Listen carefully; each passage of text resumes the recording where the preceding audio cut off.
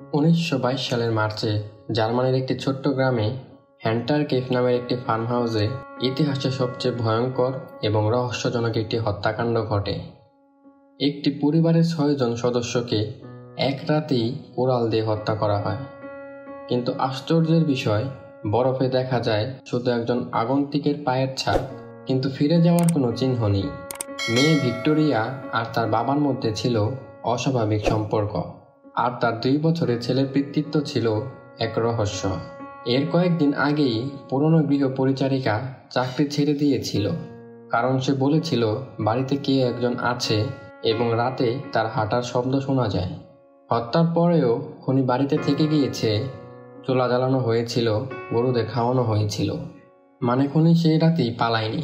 তদন্ত হয়েছিল এবং বহুজনকে সন্দেহও করা হয়, কিন্তু 100 বছর কেটে গেলেও খুনির কোনো খোঁজ আজও পাওয়া যায়নি। এটা কি ছিল একটি প্রতিশোধ, নাকি এক বিকৃত মনের খেলার ফল? এই কেসের আসল রহস্য আজও অমীমাংসিত। তবে আপনি কি পারবেন এই হত্যাকাণ্ডের পেছনে সত্যটা উদ্ঘাটন করতে?